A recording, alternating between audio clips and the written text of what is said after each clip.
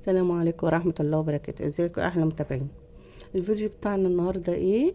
هنعمل طريقة حلوة قوي للفراخ المشوية بطريقة سهلة جدا، ومش هتاخد منك وقت، وتنفع في رمضان بطريقة سريعة جدا، ومش هتاخد منك وقت.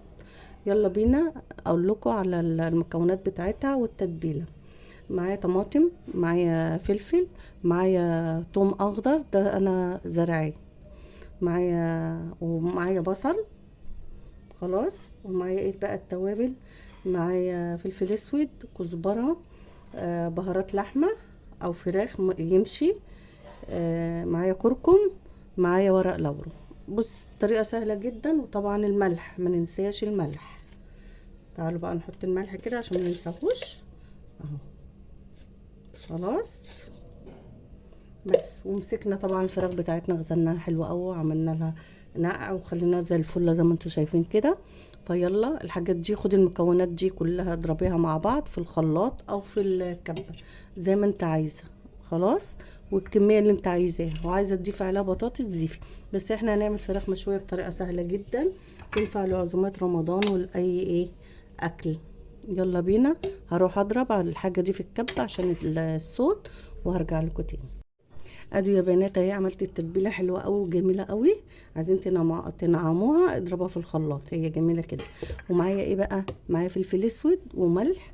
هنعمل بيه ايه؟ تعالى اقول لكم. هنملح الفراخ بتاعتنا عشان ايه؟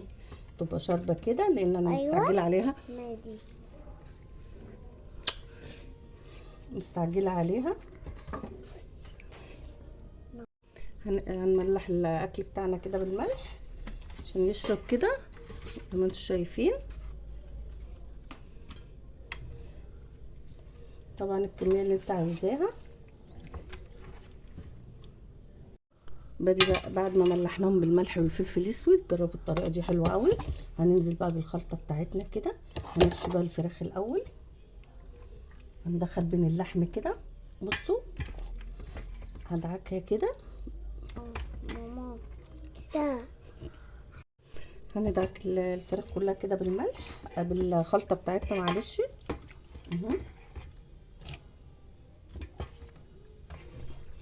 فراخ وراك اللي انت جايباه.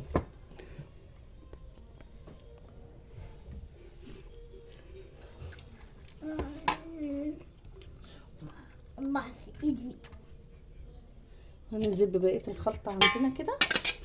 ايدي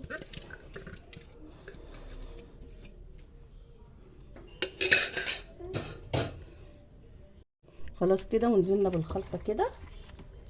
بصوا الجمال، شكلها روعه، وهي طريقتها روعه جدا، وهتاكلوا احلى فراخ مشويه.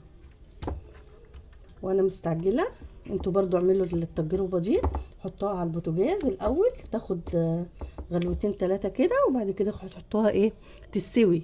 وبعد كده دخلوها ايه تاخد وش تحت الشوايه. جميله جدا ومتاخدش وقت، وكمان ايه هتوفر معانا الغاز شويه. يلا تعالوا نحطها على البوتاجاز. معايا حله ومعايا شعريه، وحمرتها كده، ولازم نخليها ذهبي كده. وهنعمل رز حلو قوي مع بعض، سهل خالص. احنا عملناه كتير مع بعض، رز بشعريه. هننزل بالرز الكميه اللي انت عايزاها بس، وهنشوحه مع بعض كده.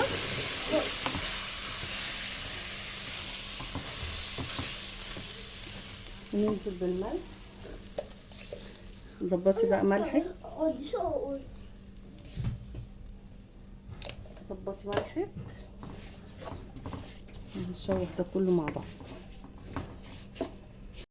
ادي طريقه الفراخ جميله جدا وسهله وما خدتش وقت. اتمنى ان هي تعجبكم، وصفاتي تبقى سهله. جربوها بالطريقه دي، وانسوا تجيبوا فراخ من بره خالص. بجد الطريقه سهله جدا وجميله جدا، وعيالي بيقولوا لي تحفه وطعمها جميل جدا يا ماما. بقول لكم ايه، جربوها. ولاول مره يدخل قناتي يعمل الاشتراك ويعمل لايكات عشان يجيله كل جديد من مطبخ مصر. مع السلامه يا احلى متابعين في الدنيا. مع السلامه.